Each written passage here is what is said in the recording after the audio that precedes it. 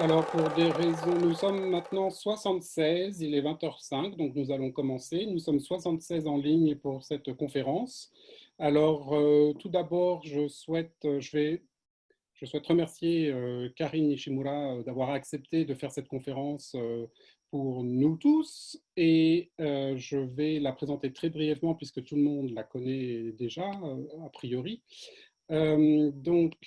Karine est...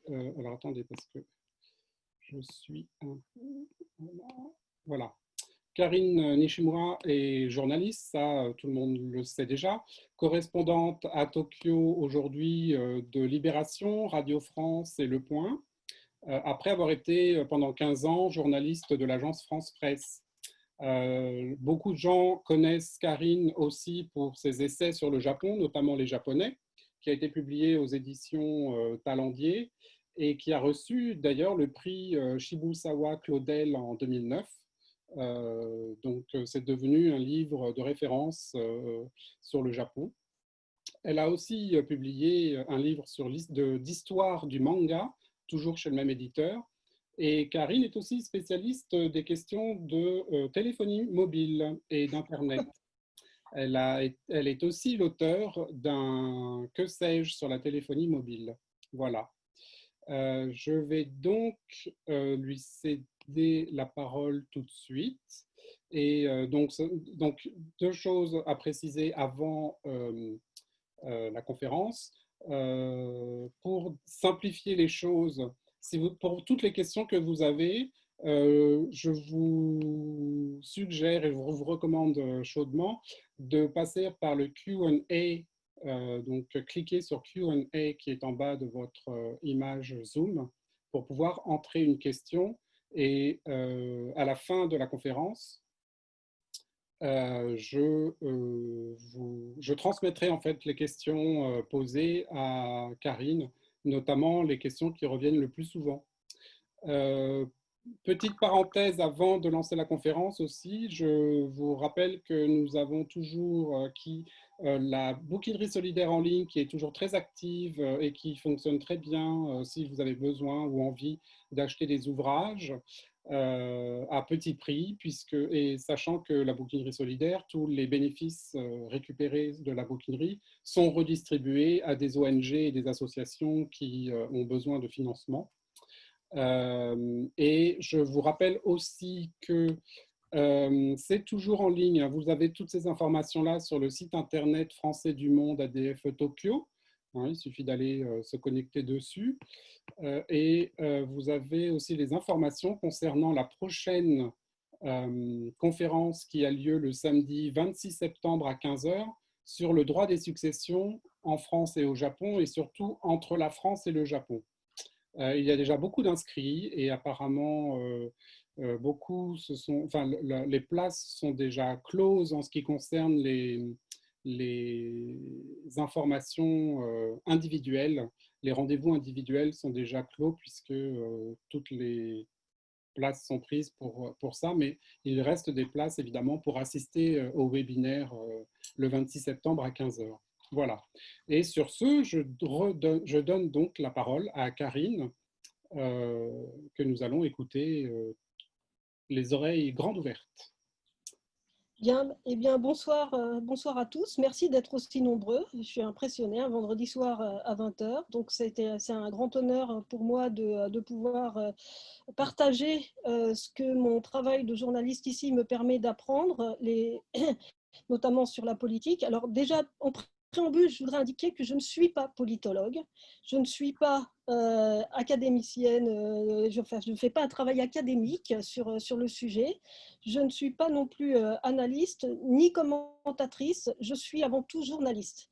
Donc, toutes les informations que j'ai, en fait, sont des informations que je reçois de la part d'autres personnes et mon travail consiste à les synthétiser, à les mettre en opposition parfois et à les retransmettre dans des articles, dans des reportages radio, parfois dans des livres. Alors évidemment, bien sûr, je suis aussi une citoyenne au Japon, j'élève 2 enfants au Japon Japon, je suis mariée à un Japonais et la vie politique japonaise n'est pas qu'un objet d'analyse journalistique pour moi, c'est aussi quelque chose qui a une conséquence sur ma vie. Donc, je suis journaliste, certes, j'essaye d'être objectif, certes, mais évidemment, subissant les conséquences positives ou négatives du cadre dans lequel je vis, eh bien, j'ai aussi une opinion qui peut parfois apparaître, et elle apparaît généralement me concernant sur Twitter. Voilà, ce préambule étant fait, on va passer au sujet du jour, qui est la politique au Japon après Abe, avec Suga. Alors évidemment, si on veut parler de la politique à venir de Suga, on ne peut pas ne pas parler de la politique passée d'Abe, puisque les deux sont intrinsèquement liés quand le deuxième s'est fait élire en promettant de faire la même chose que le premier. Donc, la politique d'Abe, on peut l'aborder sur plusieurs points. Je vais aller à l'essentiel des grands thèmes qui sont généralement abordés avec Abe, et puis je vais débuter par celui qui nous a tous marqué le plus, concerné le plus ces derniers mois, et je remonterai un petit peu dans le temps pour les autres. Celui qui nous a évidemment le plus concerné tous, et pas seulement au Japon, c'est bien sûr le coronavirus, la Covid-19. Comment le Japon l'a-t-il abordé? Parce qu'effectivement, là-dessus, je pense que vous avez les mêmes interrogations que moi. On est tous de nationalité étrangère, je pense, dans cette conférence, et on a tous vu dans notre pays, souvent la France, les conséquences de cette pandémie, les conséquences mortelles de cette pandémie, et donc on se demande tous pourquoi au Japon, finalement, il y a eu aussi peu de morts, pourquoi au Japon, il y a eu aussi peu d'hospitalisation, aussi peu officiellement de personnes contaminées, alors que globalement, les mesures prises, en tout cas celles prises par l'État, ont été de degré inférieur à celles connues dans la plupart des pays européens et d'autres pays d'Amérique également, ou même dans l'hémisphère sud. Alors, l'une des raisons, évidemment, est l'application bien meilleure au Japon des gestes barrières. Donc le port du masque, évidemment, l'utilisation de gel hydroalcoolique, la distanciation sociale qui est presque naturelle chez les Japonais. Tous ces aspects comptent évidemment. Ça ne suffit pas à expliquer l'écart. Et l'écart, pour l'instant, personne est capable de dire s'il est pas dû, par exemple, à des causes génétiques ou bien à une propagation antérieure d'autres types de coronavirus qui auraient pu conférer une forme d'immunité à une partie de la population japonaise. Des études sont en cours. Les premiers résultats devaient tomber en septembre de la part de 8 universités qui ont créé un consortium pour étudier notamment la question des facteurs génétiques dans la gravité des symptômes dus au coronavirus. Malheureusement, je n'ai pas de nouvelles sur les derniers résultats. Mais le fait est que je discutais encore la semaine dernière avec un chercheur qui est persuadé que la politique seule du gouvernement, les mesures seules prises par le gouvernement n'ont pas pu créer l'écart qu'on a pu constater entre le Japon et le reste du monde, voire entre des pays d'Asie et le reste du monde. Reste que le Japon actuellement connaît une deuxième vague qui est en train là aussi de s'atténuer, mais elle est encore plus mystérieuse que la première, cette deuxième vague. Ce qui m'intrigue en fait dans la politique et dans le gouvernement Abe, et je dirais même ce qui m'inquiète par rapport à ça, c'est que vous avez peut-être vu qu'au moment du tout début de la deuxième vague, en fait la fin de la première vague, le Japon pensait politiquement en avoir fini avec ce coronavirus, à tel point que le ministre chargé de cette question, qui s'appelle Yasutoshi Nishimura, a publié une tribune dans le Wall Street Journal expliquant, et c'était le titre, comment le Japon a vaincu le coronavirus. Et en vous expliquant que c'était le modèle japonais, une expression déjà employée par le Premier ministre Koizumi, et en insistant sur le fait que le Japon avait évité toutes les mesures telles que le confinement, telles que l'interdiction de se déplacer sur de grandes distances, interdiction encadrée par la loi et punie en cas de non-respect. Et il vous expliquait ça en laissant sous-entendre que le Japon avait eu raison face à tous les autres pays qui s'étaient trompés. C'était assez malvenu parce que c'était au début de la deuxième vague. Mais pourquoi je raconte ça? Parce que c'est très symptomatique, très révélateur de l'état d'esprit du gouvernement Abe au fil des années et de plus en plus sur les dernières années. C'est-à-dire cette conviction qu'il y a un modèle japonais, dans le domaine du coronavirus bien sûr, mais dans d'autres aussi, un modèle japonais qui a raison contre des modèles extérieurs qui ont tort. C'était assez révélateur de l'état d'esprit qui anime le gouvernement Abe et qui est poussé par des organisations derrière, qui est un sentiment nationaliste évidemment, mais qui a été de plus en plus assumé, de plus en plus mis en avant et de plus en plus considéré comme la valeur intrinsèque de ce gouvernement. Voilà.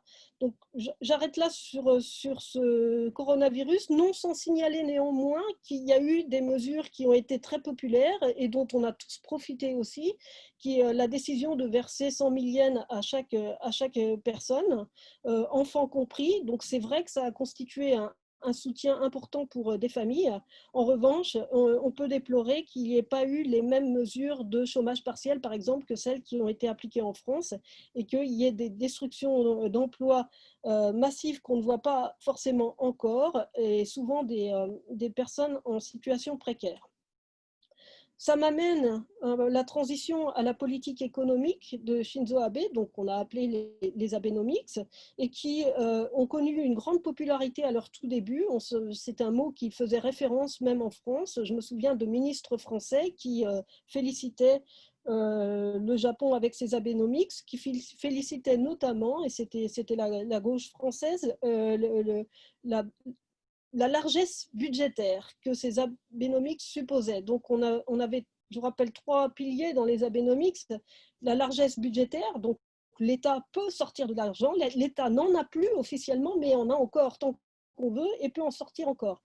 La politique monétaire, donc là, extrêmement souple, si souple d'ailleurs qu'on est arrivé à des mesures qui ne sont pas du tout conventionnelles, pas du tout orthodoxes, telles que les taux négatifs. Et puis, le troisième type de mesure, ce sont les réformes structurelles. Alors, sur les largesses budgétaires, qu'est-ce que ça a permis? Ça a permis quand même quelques avancées, de financer quelques plans pour aider des entreprises, pour aider des secteurs un peu en perdition. On ne peut pas nier le fait que ça a créé des emplois, que ça a favorisé le secteur du tourisme, que ça a permis effectivement un accueil de touristes étrangers beaucoup plus important sur toute la période de 2012 jusqu'à 2019, donc on s'arrête en fin d'année dernière. Le nombre de touristes au Japon est passé de 8 millions à 32 millions. Donc, on a une avancée significative. On verra après que en fait, tout ce qui a été gagné par les autres Abenomics en 7 ans a presque été reperdu en 6 mois à cause du Covid-19. C'est sans doute qui a un peu déprimé aussi le précédent Premier ministre. Pour aller très vite sur les Abenomics, ce qui n'a jamais réussi, et ce que le gouvernement se cache bien de dire, c'est qu'il avait quand même l'ambition d'atteindre ce qu'il appelle la stabilité des prix, c'est-à-dire une inflation de l'ordre de 2%. Ils n'y sont jamais arrivés. Ça devait être réalisé en 2 ans et ça n'est toujours pas le cas maintenant et ce ne sera pas le cas l'année prochaine ni dans 2 ans. Donc ça, c'est un gros échec qu'il se garde de bien de mentionner. L'autre gros échec, c'est la part de 30% de femmes à des postes d'encadrement. On plafonne à 17% et on a reporté l'objectif de 10 ans. Les réformes structurelles n'ont pas avancé tant qu'elles devraient. Donc en fait, tout ce qui peut être donné en Abenomics positivement a été et du ressort des statistiques, finalement. Et du ressort des statistiques, c'est-à-dire, oui, la part le chômage, par exemple, qui a baissé, ou bien le ratio d'offres d'emploi par rapport à la demande. Tout ça, statistiquement, ça s'est amélioré, mais c'est un édifice qui était très fragile au point de se fracasser sur le premier virus venu. Je vais avancer plus vite hein, sur la politique AB. La politique AB, elle n'a pas résorbé l'écart entre les plus riches et les plus pauvres. Elle n'a pas résorbé le fossé qui est parfois terrible parce que la pauvreté au Japon, finalement, on ne la voit pas beaucoup, elle n'est pas très visible, hein, mais elle existe néanmoins, elle existe chez des vieillards esseulés. Elle existe chez des familles qui vont manger des pâtes et des germes de soja presque tous les jours, mais qui vont quand même avoir un smartphone parce que c'est le signe extérieur qui leur permet de dire non, je ne suis pas pauvre, parce que la pauvreté est honteuse souvent au Japon, et ça n'a pas changé. Elle ne s'est pas résorbée, mais elle s'est davantage masquée. La pauvreté, ça c'est un phénomène extrêmement inquiétant. La natalité, ça ne va pas mieux non plus. La politique d'Abe qui consistait à dire les familles, enfin les jeunes vont faire plus d'enfants, on va faciliter l'accès aux crèches, et c'est vrai qu'il a été facilité, c'est vrai qu'il y a plus de places en crèche, mais quel type de places en crèche? Des places en crèche souvent dans des crèches privées avec des standards en termes de surface, des standards en termes de personnel qui ne sont pas les mêmes que dans les crèches agréées. Et là, ça peut poser aussi des problèmes en termes de sécurité pour les enfants. Mais on peut pas nier le fait que ça s'est quand même amélioré. Il y a plus de femmes qui travaillent, c'est une réalité. Simplement, à quel type d'emploi, c'est là aussi la question. C'est-à-dire, il y a le quantitatif et il y a le qualitatif. Ça s'est amélioré sur le quantitatif, ça ne s'est pas amélioré sur le qualitatif.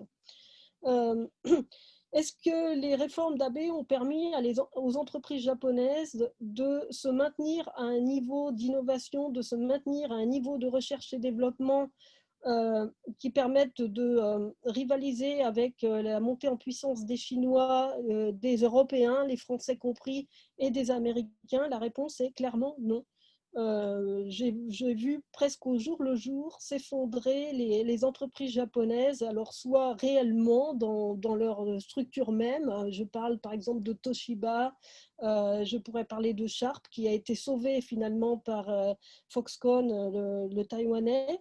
Je vois les entreprises se restructurer sans arrêt, mais généralement en se débarrassant de leurs pièces maîtresses pour encaisser de l'argent au passage, et puis en ne pariant pas vraiment sur l'avenir. Et ce ne sont pas les entreprises que j'avais connues avant, que je décris dans le bouquin Les Japonais. Il n'est pourtant pas si vieux, mais si je l'écrivais aujourd'hui, ce serait plus du tout le même livre. Et ça, c'est un phénomène extrêmement inquiétant parce que, effectivement, il est révélateur d'une société en déclin et qui ne donne pas la capacité à ces jeunes d'éviter ce déclin. Donc ça, c'est en lien avec le fait que le Japon accuse un retard considérable dans l'informatisation de son administration, un retard considérable dans l'éducation. La crise du Covid-19 a particulièrement révélé toutes ces lacunes qui étaient masquées et qui sont apparues au grand jour. Elles n'étaient pas masquées pour tout le monde, hein, parce que nous, en tant que journalistes, sur la façon dont on travaille, sur la couverture qu'on pouvait faire des entreprises et de tout ce qui était en lien avec les nouvelles technologies, leur usage, la recherche et développement, on s'est rendu compte de toutes ces lacunes avant, mais le grand public ou les médias qui ne suivaient pas ça au jour le jour s'en sont rendus compte au moment où on a eu besoin, par exemple, de cet enseignement à distance, de ce télétravail et autres. On peut espérer qu'il y ait des avancées, mais en tout cas, Suga les promet, mais ce n'est pas garanti. L'immigration, alors là, je dirais que Abe n'a pas forcément été le Abe aussi renfermé et nationaliste qu'on pouvait le craindre. Il y a eu des nouveaux programmes d'immigration qui se sont voulus volontaristes, alors soit pour des personnes qualifiées, parce qu'il y a un cruel et réel manque de personnes ici, soit pour des travailleurs dits de plus bas niveau. Eh bien, ça a raté, en fait. Ces programmes ont raté. Pourquoi? Parce que les conditions offertes ne sont pas celles attendues par les potentiels postulants. notamment sur le programme des travailleurs moins qualifiés. Je crois qu'il y avait un objectif de 40 000 personnes la première année, on doit tourner autour de 5 000 et 5 000 inscrits pour la deuxième année, puis le tout étant en partie affecté par la crise Covid-19. Et en revanche, ce qui m'inquiète dans la population japonaise, c'est que je vois le pays se replier sur lui-même. C'est-à-dire que même si l'État, pour des raisons essentiellement économiques, tente une ouverture vers l'extérieur, tente d'appeler l'extérieur vers le Japon lui-même, la population japonaise lui-même, les jeunes japonais ont une tendance au repli sur leur pays, au repli sur eux-mêmes. Et la raison, pour moi, on est vraiment la certitude qu'a une importante partie de la population, une partie même grandissante de la population, que le danger vient de l'étranger. Je constate en fait ce phénomène de manière qui saute aux yeux, de manière éclatante depuis la crise financière de 2008-2009, où le Japon allait mieux sur les années précédentes.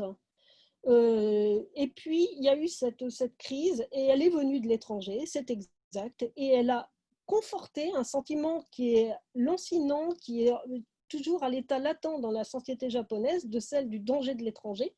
Et là, d'un seul coup, il est apparu au grand jour. C'était devenu une évidence pour beaucoup de Japonais que le danger venait de l'extérieur, et notamment chez les jeunes.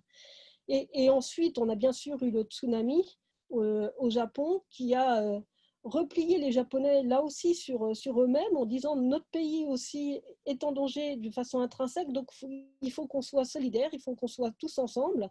Et en revanche, le mouvement vers l'extérieur n'a pas existé. Et à nouveau, là, cette crise internationale eh bien, provoque encore à puissance supérieure un repli sur le pays, qui est, pour tout dire, très inquiétant. Le dernier aspect, peut-être que les deux derniers aspects que je vais aborder avant de m'engager vraiment sur l'avenir et sur Suga, c'est vous avez remarqué comme moi que dans les campagnes électorales en Europe, en France, une problématique désormais s'est imposée, c'est le sort de la planète, c'est l'écologie, c'est que fait-on face au changement climatique, que fait-on face au réchauffement planétaire. Au Japon, cette thématique n'existe pas. Quand on veut, et ça a été le cas d'Abe, il a un ministre qu'il est obligé d'accueillir dans le gouvernement parce qu'il est tellement populaire qu'il ne peut pas faire autrement, c'est le fils de Koizumi, populaire ou en tout cas poussé de quelque part, mais il le met où? Il le met à l'écologie. Ce qui montre bien que le ministère de l'écologie n'est pas un grand ministère au Japon, n'est pas un ministère prioritaire, et c'est extrêmement inquiétant. On vient de vivre une campagne entre 3 candidats du PLD pour devenir Premier ministre. Il n'y a jamais eu au cours d'une conférence de presse une question sur ces aspects-là. Donc ça veut dire quoi? Ça veut dire non seulement les politiques s'en moquent, mais si les politiques s'en moquent, ça veut dire que les médias s'en moquent, et ça veut dire, si les médias s'en moquent, ça veut dire que le public s'en moque. Ce qui est autrement beaucoup plus inquiétant. J'ai tenté de poser une question au PLD sur cette problématique. Je n'ai pas pu le faire en conférence de presse. Donc, je me suis tournée sur Twitter en disant voilà la question que je pouvais poser, et je me suis fait matraquer par des extrémistes de droite en me disant c'est normal, c'est une question idiote. Donc, c'est assez révélateur de l'état d'esprit de cette frange du pouvoir, de ce côté du pouvoir et de cette frange de la population extrémiste et nationaliste. Enfin, je termine sur le gouvernement Abe par ce qu'on ne peut pas éviter, c'est-à-dire tous les scandales qui ont accompagné ce gouvernement, cette mainmise de plus en plus forte sur l'administration par un seul lieu qui est le Kanted, donc les locaux, le bureau, le service du Premier ministre, dont une des principales chevilles ouvrières est Suga. Beaucoup de manipulations de documents, d'initiatives destinées à plaire au Kanté, qui ont abouti à des scandales, sont le fait de cette mainmise, de ce contrôle qui est soit explicite, soit implicite, beaucoup plus vicieux, et qui est de ce fait beaucoup plus inquiétant. Vous connaissez comme moi tous ces scandales, mais je crois que celui qui est pour moi le plus inquiétant et le plus révélateur, c'est celui de cette manipulation de documents qui a abouti à un suicide. Et malgré cela, eh bien, on n'a pas l'impression qu'il y ait une vraie enquête lancée, une vraie volonté de venir à bout de cette affaire. Le précédent gouvernement rejetait toute nouvelle enquête au sein du ministère des Finances, et donc comme les hommes clés de ce précédent gouvernement sont restés, eh bien, on ne peut pas espérer que ça va s'arranger. J'en viens donc au thème essentiel de cette conférence qui est Suga, la politique d'après. Alors, Suga, nous, comme journaliste, on l'a connu comme porte-parole du gouvernement japonais pendant 7 ans et 8 mois. C'est pas le meilleur porte-parole qu'on ait pu avoir. Pourquoi? Parce que, grosso modo, Suga ne répondait pas aux questions. Les questions essentiellement des conférences de presse quotidiennes étaient posées par ce qu'on appelle le Kisha Club, hein, c'est-à-dire les journalistes qui sont affectés au Kantei, qui sont là en permanence et qui ne font que ça, et qui croisent en permanence dans les couloirs les fonctionnaires à qui ils donnent les questions pas ce qu'on leur demande, donc ils donnent les questions, les réponses sont préécrites et lues par Suga et en général assez inutilisables dans des articles par la suite. Donc, et Suga, lors de ses conférences de presse, avait ses têtes et refusait de répondre correctement à des journalistes qui n'avaient pas donné les questions avant ou à des journalistes qui posaient des questions plus incisives. Alors, la façon de poser les questions n'était pas forcément la meilleure, mais il y a quand même une journaliste qui s'appelle Isoko Mochizuki du Tokyo Shimbun qui a été humiliée quotidiennement dans les conférences de presse de Suga. Voilà. Donc le Suga qu'on a connu, nous journalistes, pour moi, par exemple, je n'ai pas imaginé une seconde Suga Premier ministre jusqu'à ce qu'on me dise qu'il était candidat. Je ne pouvais pas imaginer que ce type sans absolument aucun charisme, mauvais communicant, de mauvaise humeur, traitant les journalistes comme des sous-fifres, puisse un jour prétendre être le représentant du Japon dans les sommets à l'étranger, le représentant de toute une nation, le représentant aussi bien de vos enfants, de mes enfants, que des vieillards japonais avec qui il partage la même génération, et qui puisse avoir présenté au reste du monde une vision du Japon. Alors, il se révèle que ce monsieur Suga a néanmoins eu la confiance de 70% des votants de son parti et donc est extrêmement doué, et ça on le savait déjà, pour remporter des élections. Donc, ce n'est pas un homme politique nul. C'est pas simplement le septuagénaire non charismatique que moi je vois quand je suis en conférence de presse. C'est quelqu'un qui a manifestement beaucoup plus de talent que ça, beaucoup plus de pouvoir que ça, beaucoup plus de capacité de travail et de compétences. Alors, quelles compétences a-t-il? Suga a d'abord, je pense, la compétence d'organiser extrêmement bien les choses, de diriger. C'est un dirigeant.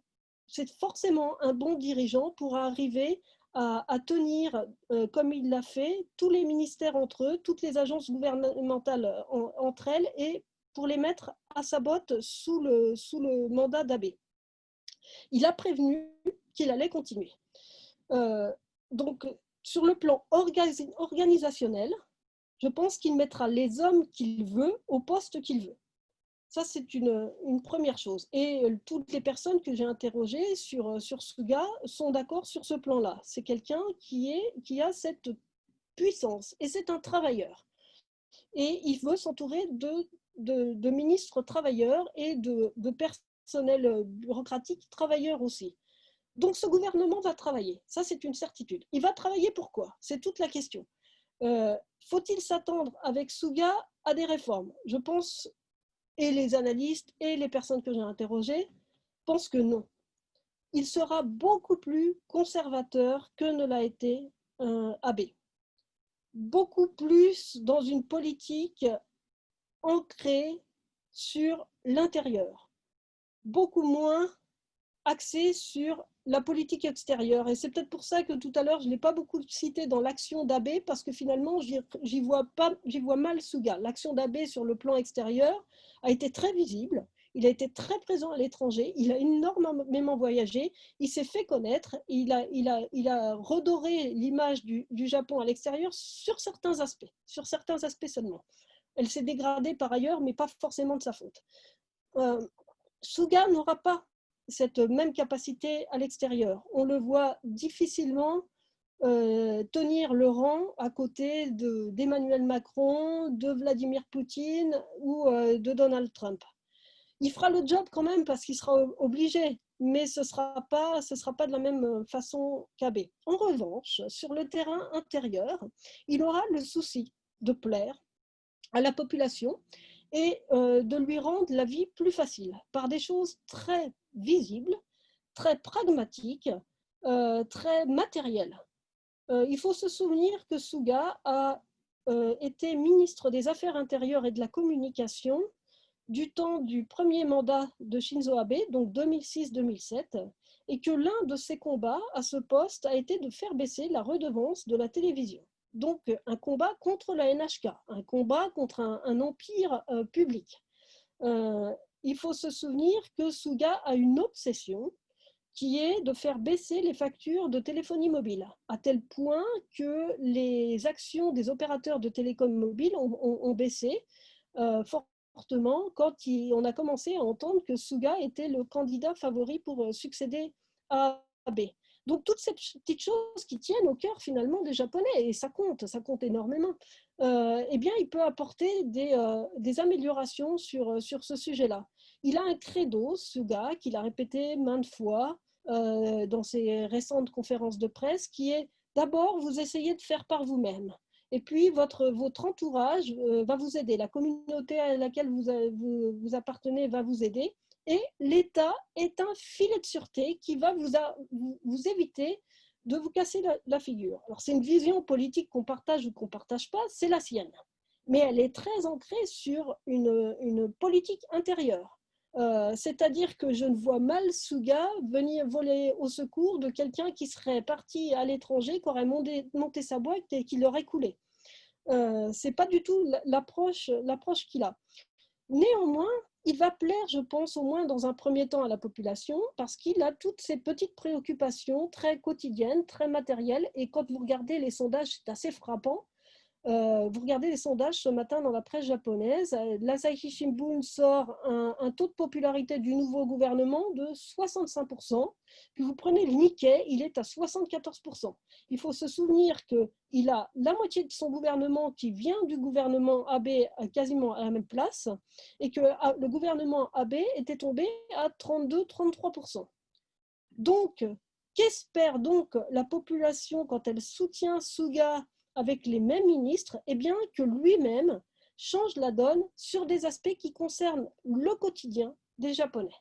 Alors qu'on voyait Abe de plus en plus échouer sur le quotidien des Japonais, la crise du Covid-19 en est un exemple, et Abe a échoué là-dessus, alors qu'il avait une grande ambition pour le Japon, qui était une ambition de jouer un rôle important sur le théâtre extérieur, et puis de réformer la Constitution, son ultime but, presque sa mission. Et donc, la différence entre les deux hommes, à mon avis, elle se situe là. Elle se situe non pas dans l'idéologie, elle se situe sur le fait que Suga sera sans doute plus préoccupé par le quotidien des Japonais. Suga va bénéficier évidemment d'un contexte qui n'a pas changé, qui est une quasi-absence de l'opposition. Dans ce pays, il y a un parti unique, il faut bien, ou alors il y a plusieurs partis au sein du même parti. On peut le voir des deux façons. Mais le résultat, c'est qu'il n'y a pas d'opposition réelle, franche, massive, qui puisse contester, qui puisse dire si Suga échoue, c'est notre tour.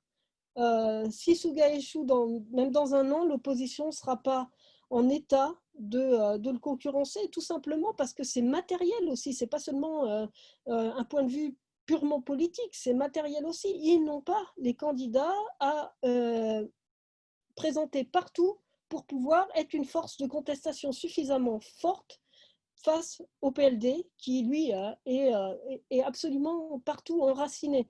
Donc c'est une grande difficulté. Malheureusement, la conséquence de ça, et j'en parlais justement hier avec Tsuneo Watanabe, qui est un politologue, la conséquence de ça, c'est ce gouvernement de vieillards, pour la plupart, pas tous, il ne faut pas exagérer, mais bon, disons que quand on a un vice-ministre et ministre des Finances qui va avoir 80 ans dimanche, quand on a un Premier ministre qui vient remplacer un Premier ministre démissionnaire pour raison de santé à 65 ans, mais que lui-même va en avoir 72, quand on a plusieurs septuagénaires et que, à part Koizumi, tous les autres ont plus de 50 ans, il n'y a pas de quadra il n'y a pas du tout de quadra dans le gouvernement Suga. Eh bien, c'est la conséquence de deux facteurs. Le premier étant que les règles du parti PLD font qu'on n'atteint pas un poste de ministre sans avoir au moins gagné 5 mandats électoraux en tant que parlementaire, puisque au moins la moitié du gouvernement doit être constitué de parlementaires, c'est la Constitution. Donc, tant qu'on n'a pas enchaîné les mandats électoraux, on ne devient pas ministre. Ça fait partie des règles du PLD. Mais on ne peut changer ces règles que s'il y a une alternance. Et il n'y aura pas d'alternance à court terme. Donc, les gouvernements, s'ils continuent, vont continuer de vieillir. Il y a deux exceptions pour une personne pour entrer au gouvernement sans avoir eu ces 5 mandats. C'est être très populaire et être incontournable quasiment, c'est le fils Koizumi, ou bien être une femme. Alors vous allez me dire, ah ben dans ce cas-là, il devrait y avoir beaucoup plus de femmes dans le gouvernement Suga. Et bien, le problème, c'est qu'il n'y a plus beaucoup de femmes jeunes et compétentes dans le PLD. C'est la même chose finalement qu'au poste d'encadrement dans les entreprises. Il y a peu de femmes jeunes au poste d'encadrement dans les entreprises. Eh bien, c'est la même chose au PLD. Et finalement, les deux femmes qui sont entrées au gouvernement Suga, une ministre des Jeux Olympiques à 55 ans, la ministre de la Justice est une récidiviste qui a 67 ans. Il n'y a pas le vivier féminin qui permettrait de dire à Suga, je donne l'exemple, puisque je veux faire briller les femmes, puisque je veux une activité féminine plus importante, puisque je veux que les femmes arrivent à conjuguer vie professionnelle et vie privée, eh bien j'en fais entrer de ce type-là des femmes qui sont en train d'éduquer des enfants dans mon gouvernement. Non, il ne peut pas le faire, il n'a pas ce vivier au sein du PLD et ça reflète l'état non seulement d'un parti, mais l'état aussi de beaucoup de grandes entreprises. Voilà. On va passer aux questions dans un instant, puisque je vois qu'il est bientôt 20h45. Je pense que la question va m'être posée sur la liberté de la presse au Japon, mais je peux peut-être en dire un mot maintenant, parce que ça fait partie du bilan Abe aussi, et que c'est un sujet extrêmement inquiétant. Lorsque Abe est arrivé au pouvoir, fin 2012, dans le classement Reporters sans frontières, le Japon était classé 22e. Abe quitte le pouvoir dans le même classement Reporters sans frontières sur le même nombre de pays, avec les mêmes critères d'évaluation, le Japon est 66e, de 22 à 66. Tous les journalistes peuvent vous raconter des tas d'anecdotes, qui ne sont pas des anecdotes d'ailleurs, qui sont des sujets graves, qui montrent que la liberté de la presse, dans cette période, a vraiment été massivement dégradée. Et malheureusement, j'ai bien peur que ça ne s'améliore pas dans les mois et les années à venir. Voilà. Je termine sur une note un peu négative de cette présentation, mais peut-être j'aurai des raisons plus positives, enfin des propos plus positifs dans les questions auxquelles je vais répondre avec plaisir. Voilà, je vous remercie pour cette longue présentation, ce long à propos préliminaire.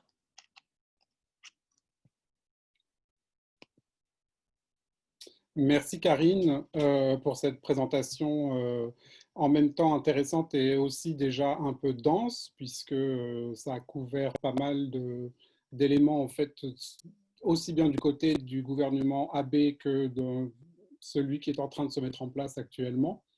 Je vais donc donner la parole immédiatement aux participants. nous sommes 85 maintenant en ligne pour écouter cette conférence. Et donc, je vais reprendre les questions. Alors, je ne vais peut-être pas les prendre dans l'ordre où elles sont arrivées, parce que parfois, il y a des questions qui sont arrivées avant même que la conférence commence. Je vais essayer de les prendre dans un ordre qui permette d'avoir une sorte de, comment dire, de vision chronologique en fait, entre AB et Suga. Une des questions qui a été posée et qui est posée différemment, mais en fait, c'est ce qui revient plusieurs fois. Est-ce qu'il y a des similitudes entre la politique d'Abbé et celle de Macron? Et moi, je pourrais rajouter derrière, est-ce qu'on pourrait considérer qu'il y a des similitudes? Alors, je pense que la question, c'est des similitudes dans la gestion politique, plutôt que juste la seule politique elle-même, mais dans la gestion politique d'Abbé et de Macron, et peut-être de Suga aussi, c'est-à-dire pour rassembler cette question avec une autre qui à mon avis, est proche, ou en tout cas est complémentaire. Est-ce qu'on peut considérer qu'il y a une forme de centralisation du pouvoir aux mains de quelques hommes de gouvernement, qui se passe donc aussi en France, mais aux États-Unis, etc. Est-ce que est-ce qu'il y a des similitudes, en fait, est-ce que vous percevez des similitudes avec le gouvernement Abe, et est-ce que ça risque d'être aussi encore la même chose avec Suga? Alors, bon, une fois encore, hein, je ne suis pas politologue, donc je ne passe pas ma vie à étudier les différents types de politiques qui sont menées en France, aux États-Unis et au Japon. Donc, je vais vous faire une réponse plus de journaliste et en même temps de citoyenne française au Japon. Les similitudes que moi je vois dans les discours politiques, je dis bien les discours politiques, pas forcément la politique telle qu'elle est menée, mais entre Abe et Emmanuel Macron, par exemple, eh bien, ça peut être cette volonté de dire le Japon va être un moteur dans toute l'innovation, l'intelligence artificielle, tous ces domaines vedettes, avec cette volonté affichée d'aider sur ce plan-là. Alors après, est-ce que ça se traduit concrètement dans des politiques qui permettent d'atteindre ces objectifs visés? Ça, c'est une autre question. Sur ce plan-là, je pense que le AB a échoué. C'est-à-dire qu'il n'a pas réussi à trouver la bonne recette pour faire émerger des nouvelles entreprises qui puissent grossir et devenir des acteurs majeurs dans les domaines jugés essentiels maintenant des nouvelles technologies comme l'intelligence artificielle, etc., etc. Je pense que dans ce domaine-là, la France a davantage réussi. Elle a davantage réussi grâce à des acteurs publics, mais aussi grâce à des acteurs privés. Malheureusement, au Japon, on n'a pas cette bonne combinaison qui permette à des petites sociétés, alors il y en a certaines, hein, mais franchement, ça se compte, c'est très très peu. Et si elles arrivent à naître, elles arrivent difficilement ensuite à grandir et surtout à s'exporter ensuite. C'est la même maladie dont souffrent aussi des beaucoup plus vieilles entreprises qui, elles, vont finir par dépérir parce qu'elles n'auront jamais eu accès, comme elles le voulaient, à des marchés extérieurs. L'autre bout de la question était est-ce que le pouvoir est entre les mains d'un quarteron de personnes? Je ne suis plus en France, donc je ne vais pas, et puis je ne suis pas trop là pour parler de la France, mais pour le Japon, je dirais oui, clairement, clairement, mais c'est la volonté, hein, c'est la volonté affichée de dire tout le système bureaucratique doit être au service de la ligne gouvernementale et les opinions différentes, eh ben, on les écoute à peine. Donc ça a été de plus en plus important dans le gouvernement Abe. C'est vraiment le haut qui décide et le bas applique. Et ça ne va pas changer avec Suga, puisque c'est lui qui a été vraiment la cheville ouvrière de cette stratégie dans le gouvernement Abe. Donc ça risque de s'accentuer, au contraire. Merci. Alors, une autre question qui revient aussi, alors pareil, toujours sous des formulations un peu différentes, mais qui finalement se rejoignent. Alors, il faut que je la retrouve. Oui, alors c'est du côté de la question de l'écologie. En fait, il y a eu deux questions sur le sujet. La première question, c'est est-ce qu'il n'y a quand même pas des citoyens japonais, notamment des femmes, qui sont sensibles à ces questions? Et est-ce qu'elles ne sont donc est-ce que ces personnes seraient minoritaires? Et une autre question, toujours en lien avec l'écologie. Apparemment, alors il faut que je la retrouve aussi. Attendez, parce que les questions du coup, alors, ouh là là, ça défile là les.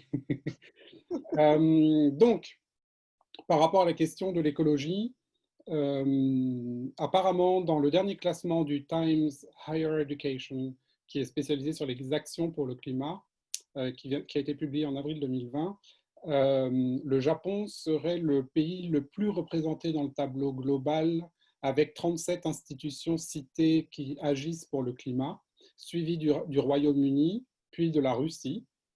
Et donc, la personne se demande si ce n'est pas un peu contradictoire avec le fait que le gouvernement en fait, n'a pas d'action lui-même par rapport à l'écologie de façon plus globale.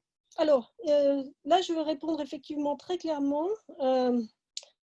Le gouvernement ne considère pas l'écologie comme une priorité, c'est une certitude. Sinon, ce serait le thème électoral numéro 1 ou numéro 2. Donc, ça ne l'est jamais, ça n'entre même pas dans les débats électoraux, personne ne pose la question dans les médias. Donc, ça, c'est un fait. Ça ne veut pas dire que personne ne s'intéresse à l'écologie. Et notamment, ceux qui s'y intéressent, alors effectivement, il y a des citoyens, bien sûr, qui s'y intéressent, mais pas seulement. Il y a un type d'acteurs qui s'y intéressent parce qu'il est obligé de s'y intéresser, ce sont les entreprises.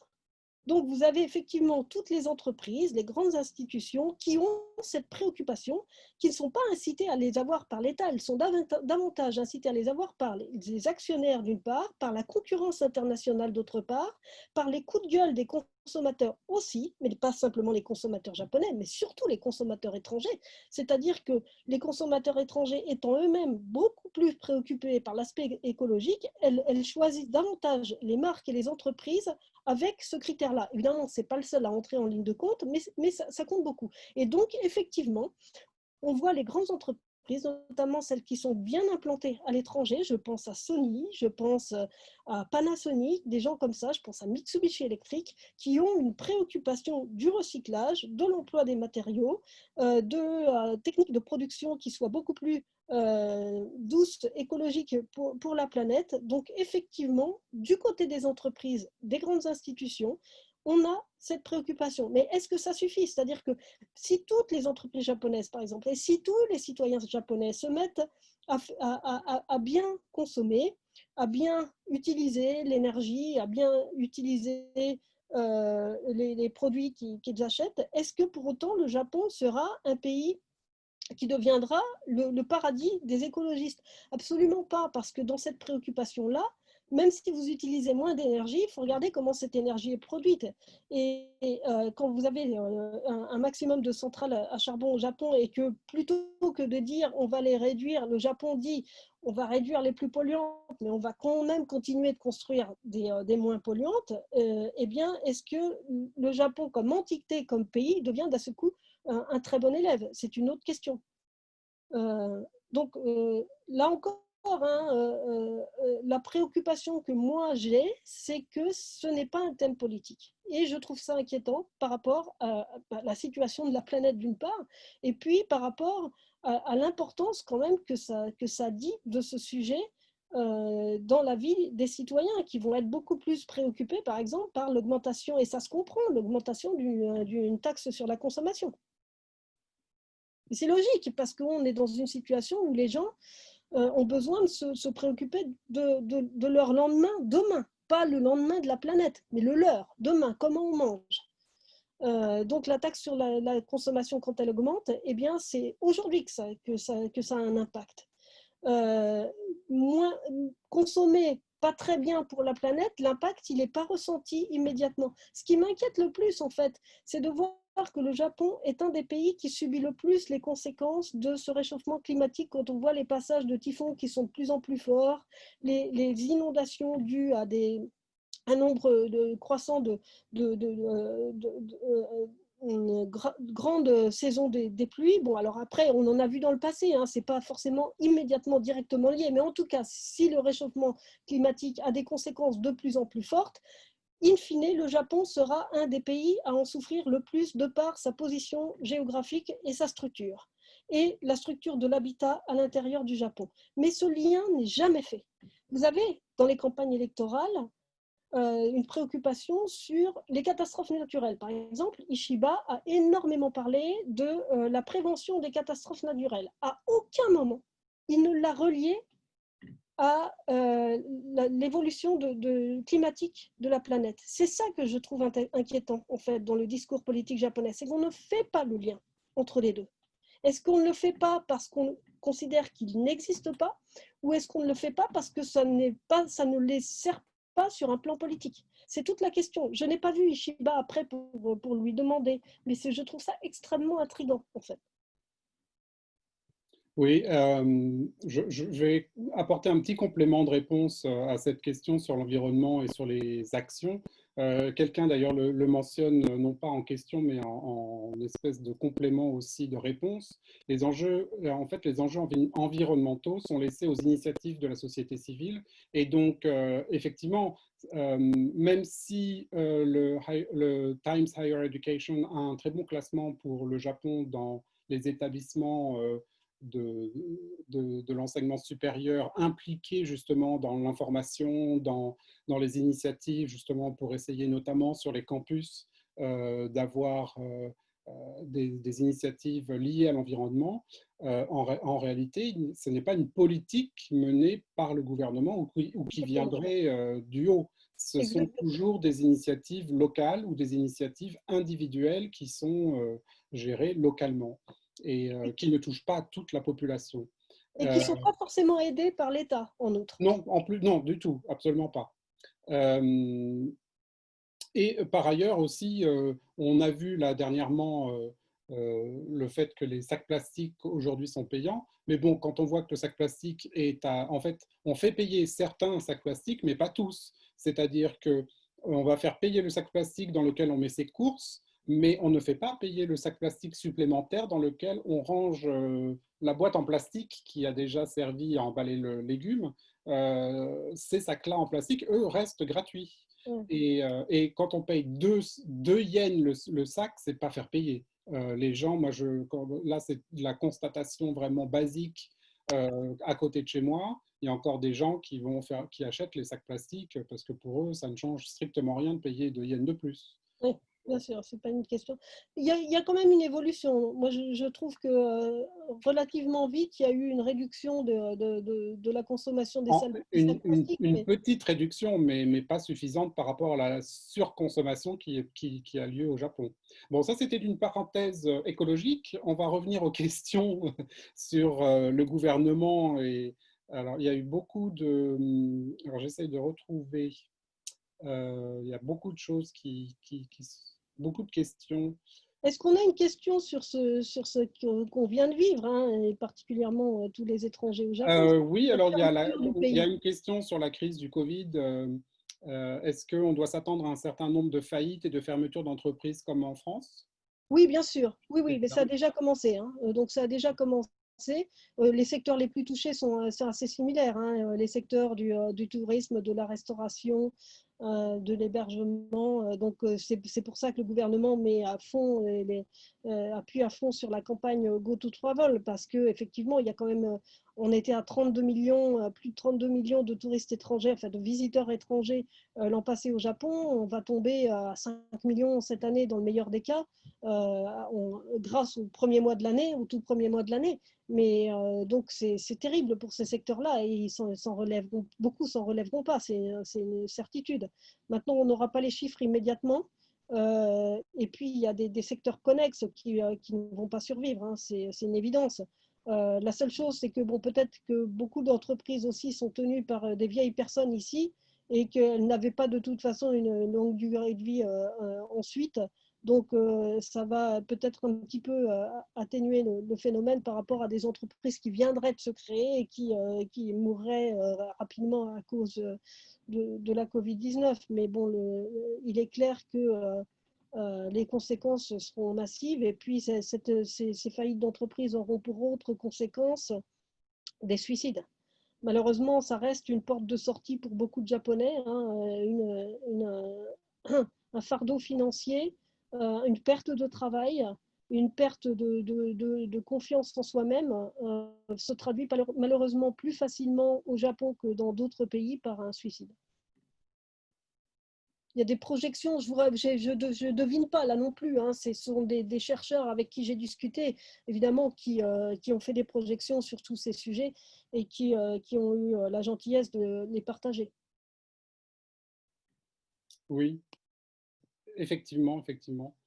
Par rapport aussi à la crise Covid, il y a une autre question qui a été posée, qui est de savoir si la volonté de maintenir les Jeux olympiques au début de la pandémie n'a pas aussi amené le gouvernement à mentir ou en tout cas à cacher certains chiffres ou certaines choses par rapport au Covid. Alors, plus que de cacher certains chiffres, ils ont évité qu'ils existent. Donc, comment ça s'est traduit? Eh bien, par les campagnes de test au tout début, qui ont été volontairement limitées. Hein, qui volontairement, on n'a pas testé des gens pour ne pas découvrir, et ça, ce que je vous dis, c'est public. C'est un des membres du comité d'experts qui conseillait le gouvernement japonais. J'ai l'enregistrement, je l'ai partagé déjà plusieurs fois sur Twitter. Qui a expliqué clairement qu'ils avaient fait en sorte d'éviter de dépister parce qu'à ce moment-là, il y avait une raison matérielle physique. La maladie Covid-19 avait été classée en catégorie 2 dans les maladies infectieuses japonaises. La catégorie 2 des maladies infectieuses japonaises, supposant qu'on hospitalise tous les cas détectés. Or, les capacités hospitalières ne permettaient pas d'hospitaliser des dizaines de milliers de cas. Donc, on a évité d'avoir des dizaines de milliers de cas en ne testant que les gens très symptomatiques, c'est-à-dire en isolant finalement, en triant à la base par les tests. Et donc, ça a permis de progressivement augmenter les capacités de test qu'on n'avait pas au départ, parce qu'il y a eu une faillite, il y a eu une lacune au Japon qui n'a pas existé dans d'autres pays d'Asie. Le Japon, contrairement à ce qu'on a beaucoup dit à l'étranger, n'a pas souffert du SRAS en 2002-2003. Ça n'a pas été une préoccupation, ça n'a pas été un déclencheur pour s'équiper de façon suffisante en capacité de test PCR, contrairement à la Corée du Sud. Et donc, ils se sont retrouvés avec ce Covid-19 avec des capacités dans les centres de santé, d'une part, et des capacités physiques de test notoirement insuffisantes. Donc, la première décision a été de dire, pour éviter d'avoir à hospitaliser tous les cas qu'on pourrait trouver, eh ben, on va éviter de trouver des cas. Voilà. Et ça s'est conjugué avec un calendrier qui effectivement correspond peu ou prou au calendrier des Jeux Olympiques jusqu'à leur annulation, enfin leur annulation pour cette année, donc leur report à l'année prochaine qui a dû tomber de mémoire le 25 mars.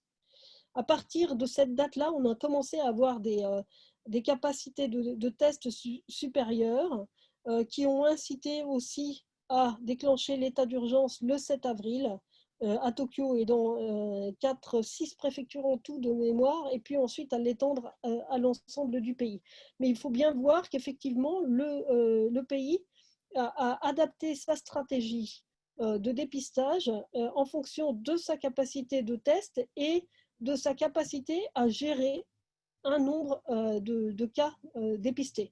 Capacité qui reste insuffisante. Si jamais le Japon avait vécu ce qu'a vécu la France ou ce qui est en train de vivre la France, avec 10 000 cas supplémentaires enregistrés presque toutes les 24 heures, il serait déjà largement saturé. C'est la raison pour laquelle d'ailleurs le gouvernement est en train de déclasser la maladie Covid-19 de la catégorie 2 après avoir déjà assoupli les règles, mais pour éviter une prise en charge peut-être jugée surdimensionnée des cas, parce que les capacités hospitalières ne le permettent pas.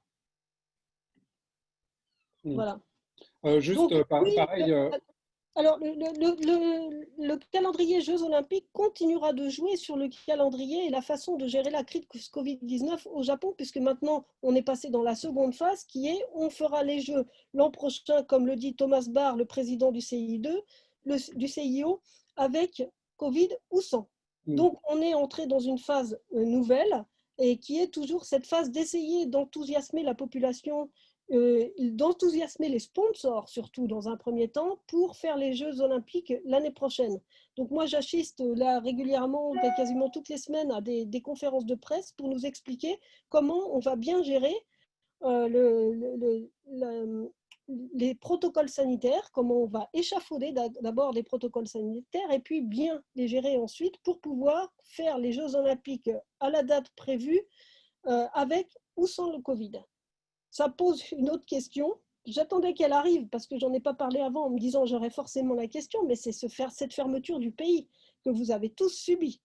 Et la fermeture du pays, la réouverture du pays, elle se fera probablement en fonction du calendrier des Jeux Olympiques.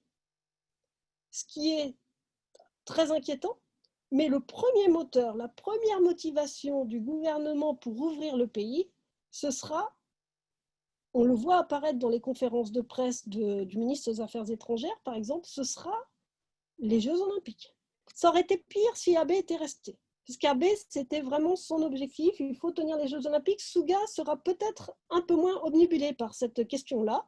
Néanmoins, le pays, maintenant, le Japon, est fermé à 159 provenances à l'heure actuelle, ce qui est énorme. C'est quasiment l'intégralité du monde.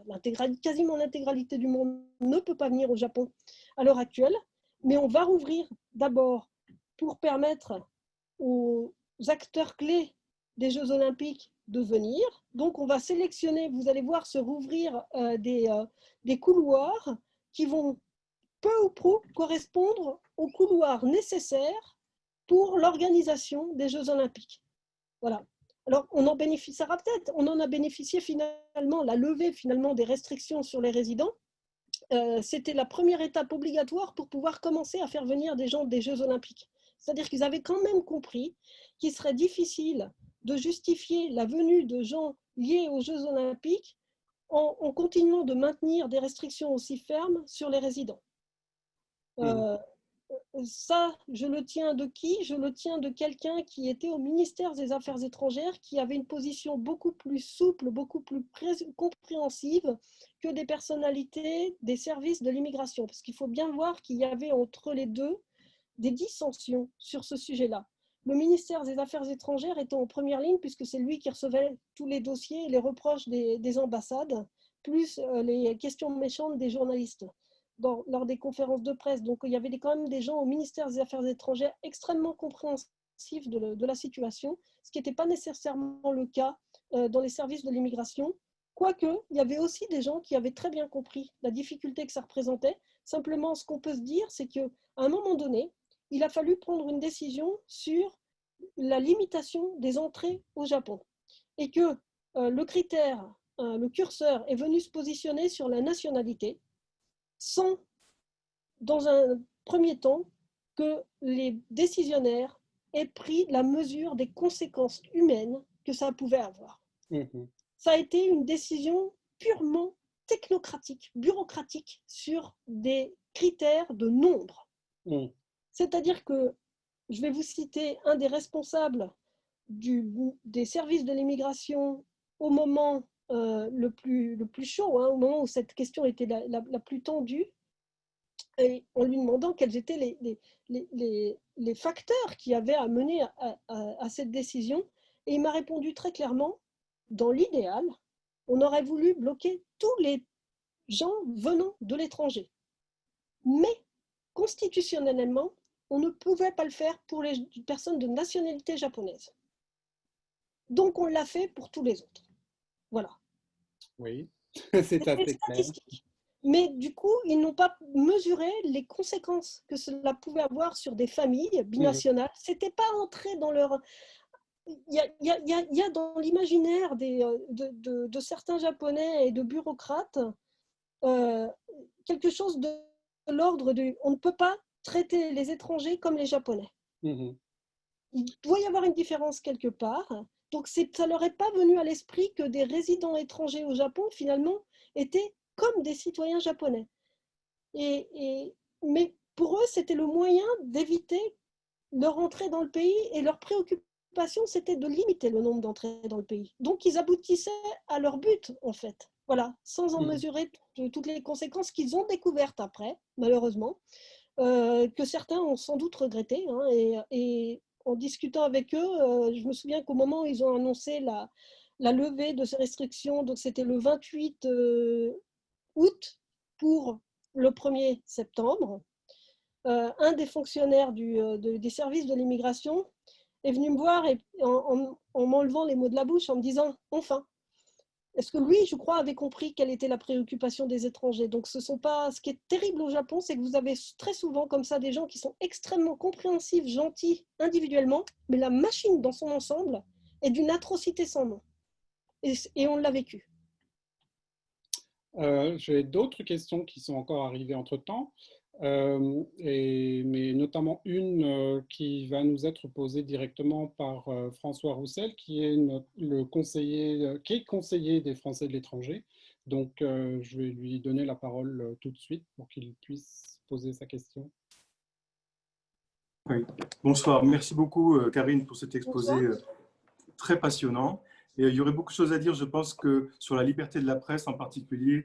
Je ne suis pas sûr que tout le monde soit vraiment au courant des choses scandaleuses qui se passent dans les conférences de presse, et ça vaudrait la peine de faire peut-être toute une conférence sur le système japonais, les clubs de la presse, le journaliste qui est privé de passeport pour éviter qu'il fasse son travail, enfin des choses comme ça. Donc je voudrais aujourd'hui poser une question sur un sujet qui n'a pas encore été abordé.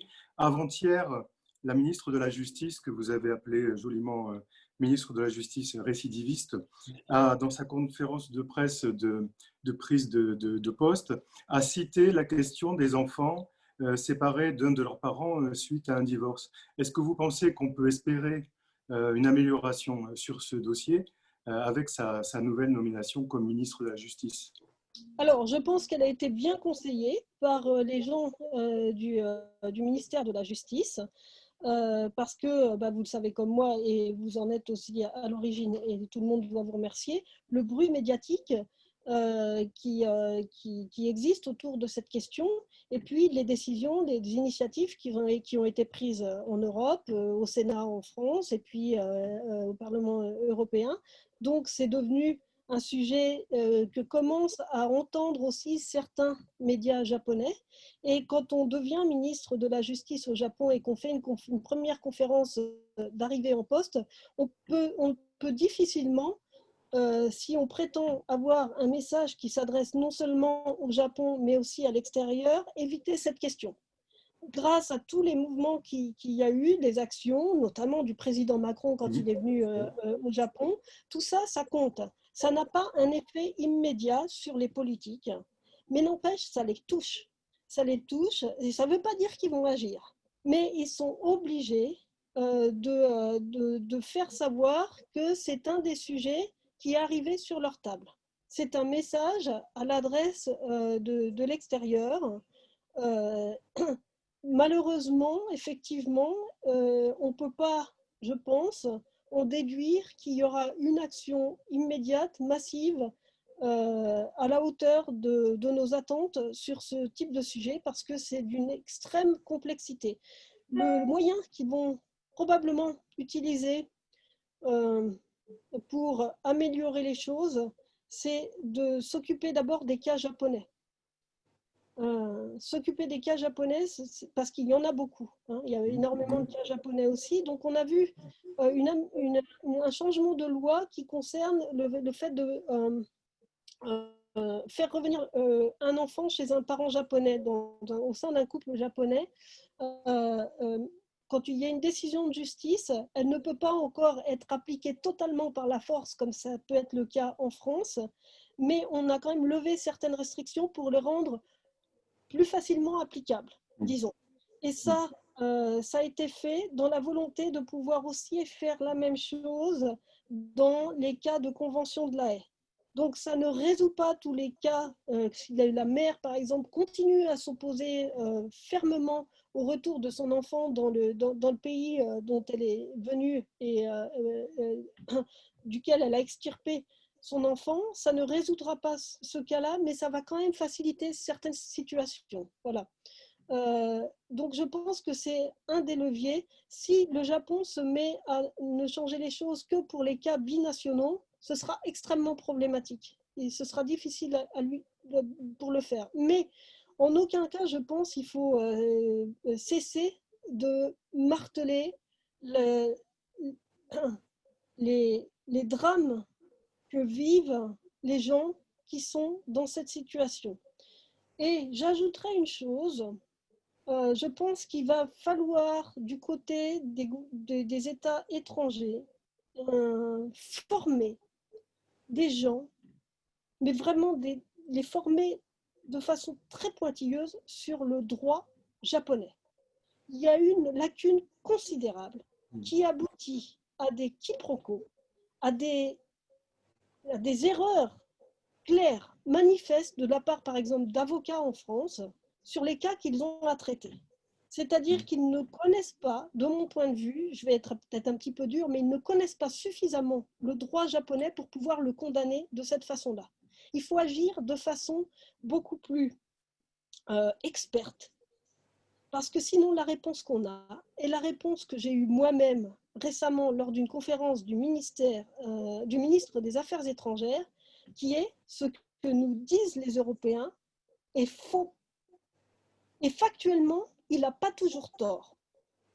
Donc il faut être absolument irréprochable sur la connaissance que l'on a de la justice japonaise pour pouvoir la critiquer de façon telle que ce soit imparable, qu'il n'y ait absolument aucun moyen pour le ministre de la Justice comme pour le ministre des Affaires étrangères de balayer d'un revers de main comme il l'a fait récemment, en disant de toute façon, c'est faux. Donc, notre droit, c'est un droit qui est fondé sur le maintien des droits de l'homme, c'est notre souveraineté et autres. Il faut démonter ça. Il faut absolument démonter ça, mais avec les bons arguments. J'oserais d'aller plus loin. On a eu la même chose dans l'affaire Ghosn. On a eu exactement la même chose, c'est-à-dire qu'une méconnaissance de certaines particularités du droit japonais nous rendait les critiques parfois risibles. Et c'est dramatique parce qu'on s'enfonce dans ces cas-là. Donc, moi, j'incite vraiment la France à former des juristes pointilleux à la langue japonaise et au droit japonais. C'est absolument essentiel si on veut résoudre cette question. Merci beaucoup de ce conseil qui est bien noté. Et bon, la conclusion, c'est qu'il faut rester mobilisé sur ce dossier. Merci beaucoup. Absolument, absolument. Il ne faut pas lâcher. Il y aura des livres qui sortiront, il y aura des articles qui sortiront, il faut pas lâcher. Et c'est corrélé à une autre, j'ajoute juste un mot, c'est corrélé à une autre grande lacune au Japon, qui est la lacune du traitement des violences conjugales, c'est-à-dire que les femmes japonaises victimes de violences conjugales n'ont qu'une solution, c'est de se barrer. Et donc, c'est ancré dans l'état d'esprit des femmes japonaises qui, même si elles ne sont pas victimes de violences conjugales, mais simplement d'une insulte, d'un mauvais mot, que leur seule solution, c'est de se barrer, et elles se barrent avec les enfants. Et ça, tant que ce n'est pas corrigé, tant qu'il n'y a pas des moyens autres offerts à ces femmes, eh bien, on aura toujours ce même problème et qui devient ensuite un argument utilisé devant les juges pour que le père soit interdit de voir ses enfants. Voilà. C'est pas triste, hein, enfin, c'est pas gai ce qu'on raconte en fait. Hein. Non, pas tellement, mais merci François pour votre question et Karine pour cette réponse importante. D'ailleurs, par rapport à la question des femmes, justement, il y avait une autre question. Alors, il va falloir qu'on arrête à un moment donné, parce que nous avons déjà dépassé le temps imparti normalement, mais il y a quand même encore deux questions importantes qui ont été posées que je voudrais poser avant qu'on conclue cette séance, cette session. D'abord, concernant les femmes japonaises, la question était posée de savoir si l'absence de représentation de femmes en politique ne serait pas simplement liée à un problème d'éducation ou est-ce qu'il y a autre chose derrière? Il y a plein de choses. Donc, je vous laisse répondre à ça d'abord. Il y a plein de choses. Alors, D'abord, oui, vous le constatez vous-même tous les jours, si vous discutez avec des Japonais, aborder le sujet politique, c'est le sujet tabou. Donc, on ne discute pas politique à table avec les enfants. Et ça, c'est un vrai problème parce qu'on ne forme pas les enfants très tôt à la conscience politique. Et il peut se passer... Regardez, on change de Premier ministre au Japon. Je suis sûre que pas un seul enseignant dans une seule école n'a fait une leçon sur ce changement de Premier ministre, la façon dont il se faisait. Ce n'est pas faire de la politique que de faire ça. C'est juste faire c'est basique. Et puis même, c'est pas de la politique politicienne, mais c'est de la politique au bon sens du terme. Et ça doit être enseigné aux enfants ce qui se passe dans un pays, mais on fait totalement abstraction de ça. Donc ça, c'est une première chose. La deuxième chose pour les femmes en politique, c'est que elles sont découragées à la base. Rendez-vous compte, vous voyez, ce sont des vieillards de 80 ans qui tiennent le parti de PLD. Pour se faire une place là-dedans, il faut vraiment, il faut sacrifier le reste de sa vie. Voilà. Donc, une femme normale, elle accepte difficilement de sacrifier l'ensemble de sa vie pour aller lutter contre des types qui vont attendre d'avoir 90 ans pour partir et laisser une légère place à la génération suivante. C'est un vrai problème et c'est la même chose dans les entreprises. C'est la même chose dans les grands organismes. Vous prenez le cas d'Ayn Rand, le patron des patrons, il a 74 ans, il est malade d'un cancer, il sort de l'hôpital juste pour venir faire les conférences de presse et personne ne lui dit il serait temps, parce que c'est tabou de le dire, on ne peut pas le dire. Moi je suis étrangère, je peux le dire, mais je suis mal vue. Mais voilà, Maury, le patron des Jeux Olympiques, il a 83 ans, il a un cancer aussi. Pourquoi ne cèdent-ils pas la place? Ils s'accrochent à leur pouvoir et c'est décourageant pour les femmes. La première chose qu'il faut faire pour encourager les femmes à travailler, c'est réformer la façon dont travaillent les hommes. Ça, je crois 10 ans qu'on le dit, c'est pas la peine de faire une politique pour les femmes, pour aider les femmes. La politique qu'il faut faire pour aider les femmes, c'est réformer la façon dont travaillent les hommes. C'est la première chose. Si on ne fait pas ça, c'est foutu d'avance. Mais ça n'avance pas. Oui, et pour aller dans votre sens, il y a aussi le souci que de toute façon, structurellement, il n'y a pas vraiment, et toujours à cause de ce problème générationnel, il n'y a pas vraiment de volonté de faire en sorte que les femmes en fait, puissent accéder à ce genre de pouvoir. La meilleure preuve, c'est le scandale qu'il y a eu, je ne sais plus si c'était l'année dernière ou il y a 2 ans, où il a été révélé que plusieurs universités de médecine avaient falsifié les résultats des concours d'entrée pour éviter que les femmes puissent devenir médecins. Avec, oui, avec toujours le même sous-entendu derrière, qui était clairement la volonté, c'est qu'une femme qui devient médecin, jeune, à un moment donné, elle va avoir des enfants, elle va s'absenter. Et c'est un problème. Bon. Voilà. Et alors, considérer qu'une femme qui a des enfants et qui s'absente le temps nécessaire pour s'occuper dans un premier temps de ses enfants, c'est un problème, eh bien, c'est ça d'abord qu'il faut changer, quoi. Et c'est extrêmement compliqué. Oui. Mais tant que et puis en plus, le découragement face à la façon dont travaillent les hommes. Je veux dire, quand vous voyez travailler à temps plein au Japon et avoir des responsabilités égale avoir des emmerdes. Bon, je m'exprime mal, mais pour une femme qui a envie d'avoir une vie normale, ben, elle va éviter ça. C'est pas du tout. Personne ne rêve, quand on est femme normale, de travailler comme les salariés des grandes entreprises ou des ministères que moi je vois à 21h, qui sont toujours là et qui vont chercher un bento à 21h pour revenir au bureau. C'est pas normal. Ah là là, il y a encore beaucoup de choses à discuter. Malheureusement, le temps passe et nous avons largement dépassé le temps imparti. Mais il y a quand même une dernière question que je voudrais poser. Allez, moi, je la prends. Hein. Malheureusement, elle est importante et malheureusement, elle ne va pas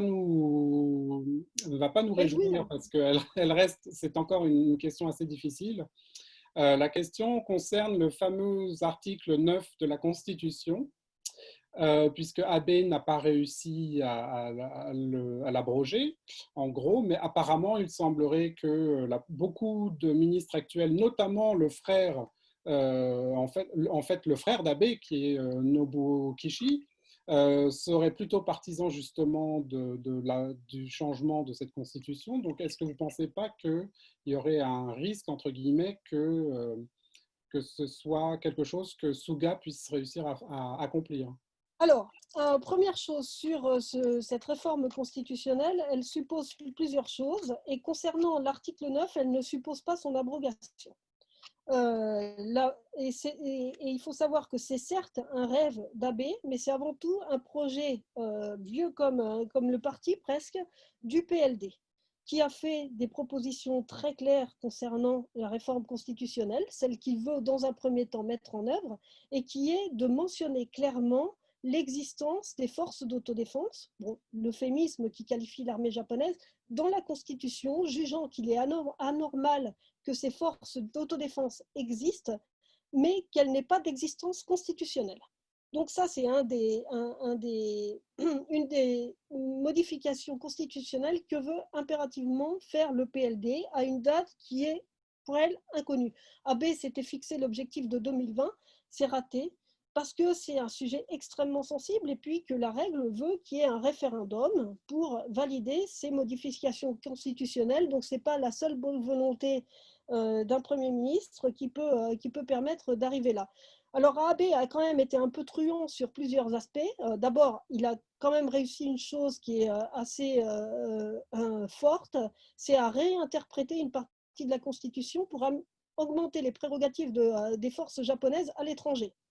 Donc, c'est ces fameuses lois d'autodéfense qui ont été votées, je crois 2014 peut-être, j'ai plus la date exacte en tête, mais qui du coup élargissent effectivement par rapport aux alliés les prérogatives de l'armée japonaise à l'étranger. Donc ça, c'est une chose, et c'est en jouant sur les mots de la Constitution sans changer la Constitution elle-même. Ensuite, Abe a réussi aussi, sans être contesté, le tour de force de dire aux dernières élections que les citoyens avaient massivement voté pour lui et pour le PLD dans le but d'ouvrir largement le débat sur la Constitution, alors qu'il n'était pas du tout question de ça dans les élections. Mais en tout cas, voilà, pour lui, le fait d'avoir été réélu la dernière fois qu'il a été prolongé, en fait, le PLD a gagné, et bien pour lui, ça veut dire, allez-y, PLD, discutez de la réforme de la Constitution, les citoyens vous le demandent. C'est comme ça qu'il l'a interprété et dit à maintes reprises en conférence de presse, ce qui est tout à fait contestable, mais que malheureusement les médias ne contestent pas. Merci beaucoup. Bon, alors malheureusement, il y avait encore beaucoup de questions, notamment sur justement la question de savoir ce qui se passait dans les conférences de presse et lié à la liberté de la presse, etc. Non, mais ça, je vais vous le dire quand même.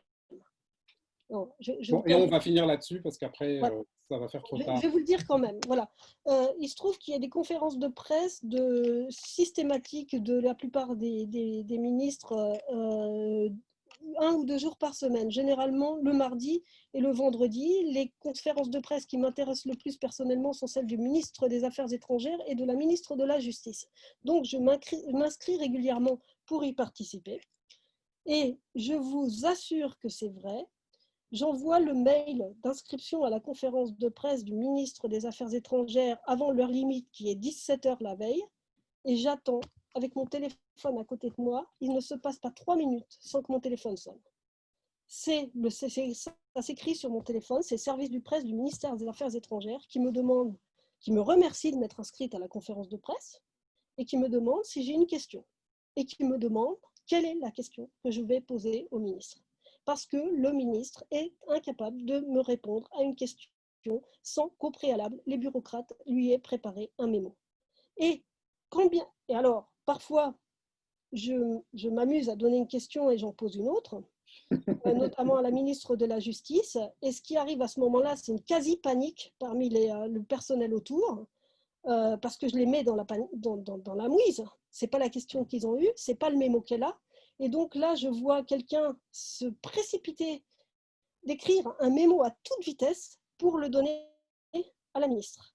Je ne considère pas que les ministres soient des incompétents, mais le système est tel qu'ils ont peur de leurs propres mots. Et c'est terrible. vous n'avez jamais un ministre en direct, en radio, le matin, dans un programme au Japon. Ça n'existe pas. Il a peur de ses propres mots. Tous nos ministres français sont tous les matins sur toutes les radios en France, répondent à des questions des auditeurs qui ne sont pas arrivés la veille. Et voilà, c'est toute la différence.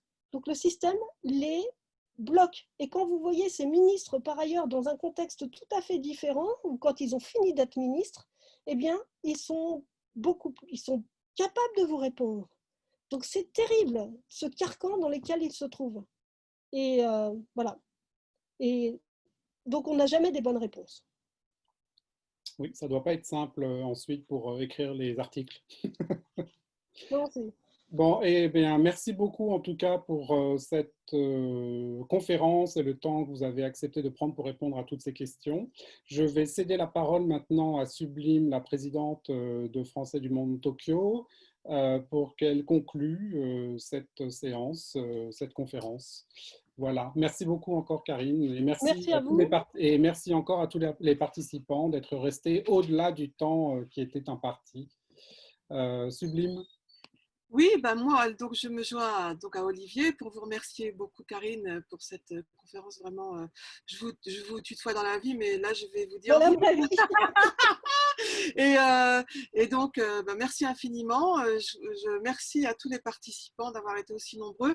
Et Karine a eu la gentillesse d'accepter que cette conférence soit enregistrée et qu'elle soit publiée sur notre chaîne YouTube. Donc, vous la retrouverez dès demain.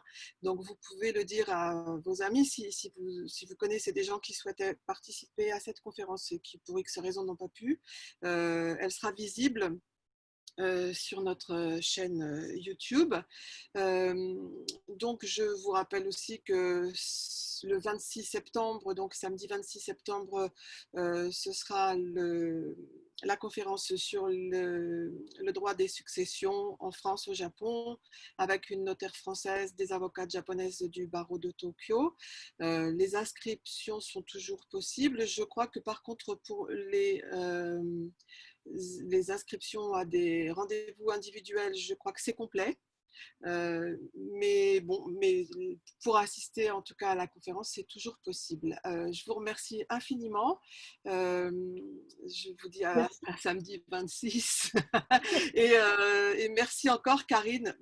Pardon. Reste avec nous. Attends, oui, attends, merci encore, Karine, pour ton temps et pour ton expertise. Vraiment, c'était passionnant. J'ai envie de poser une question hors sujet au débeauté, juste pour finir.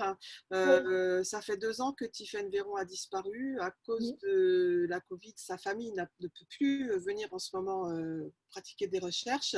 Et toi qui es parmi les journalistes et qui circulent dans les médias, je me demandais, est-ce que ce problème est toujours à l'esprit des gens, ou est-ce que pour l'instant la disparition de Tiffaine dans les médias japonais? Ouais. Malheureusement, je crois que s'il n'y a pas un événement qui vienne relancer le sujet, j'ai bien peur que ce soit passé aux oubliettes. Il peut y avoir un élément qui surgisse et que ce soit du côté de Nico et que d'un seul coup, on voit une dépêche de l'agence Gigi sur quelque chose auquel on ne s'attendait pas. Effectivement, on peut penser qu'il n'y a pas d'enquête ou que ça n'avance pas. Parfois, on a cette sensation-là au Japon et puis d'un seul coup, hop, on voit surgir quelque chose. Donc, c'est peut-être la note positive sur laquelle je voudrais finir. C'est qu'il ne faut jamais désespérer dans des cas comme ça et que sans rien dire, parce que la prudence est toujours de mise vis-à-vis des étrangers du côté des Japonais, ne pas donner de faux espoirs, mais ça ne veut pas forcément dire qu'ils ne travaillent pas derrière. Donc moi, j'aimerais qu'effectivement, on ait un jour un élément qui vienne nous apporter une note positive sur ce dossier, voilà, qui est triste. On va finir sur cette note d'espérance. En tout cas, merci à tous et puis à bientôt, le 26 ou plus tard, lors d'une prochaine conférence. Merci à tous.